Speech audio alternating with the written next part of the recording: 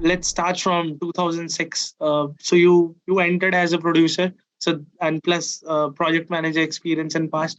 So one thing was sorted that you clearly knew that you wanted to go into production. Yeah. And one, like, how did you bring that clarity, and how did you get that knack of production? Yeah. And then the first stint. I think I did a very small stint. I had not written it in my CV, but I did a small stint as a designer too at one point on the first iteration of Battlefield 3.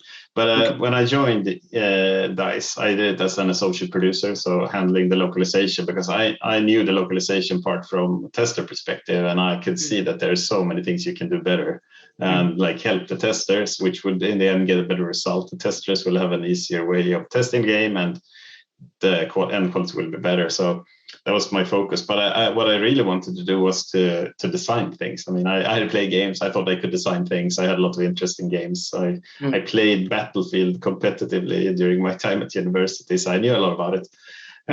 So I did like maybe a year or two in there, and what I designed was never released because the game project that I worked on was rebooted several times.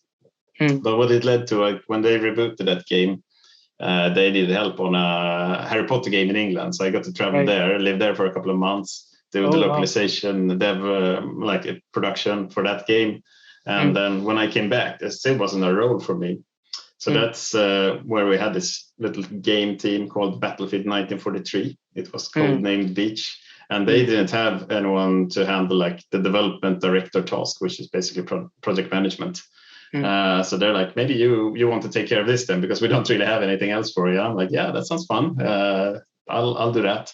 And that was great. That's where I really found what I should be doing. I should be handling plans, budgets, following up with the team, what they need, help ensure them that everything moves forward, tracking things.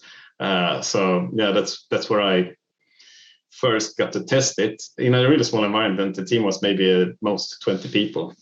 Yeah, so very, very small and perfect environment for me to test things, to learn, to grow, because this was my first manager role, really, where I had a team to run. So yeah, that's where I found it. And I think my personality is like that too. I like to keep things organized. I like to keep things move forward. And I also love working with people. And like, in the games industry, like there are like people are incredibly talented, but also a bit quirky, and they have their small little things. And I just love that people are so different and they have their own little quirks, and they're just super passionate and talented. And like getting that kind of band playing together, I really love that, and make sure they're happy and so. So yeah.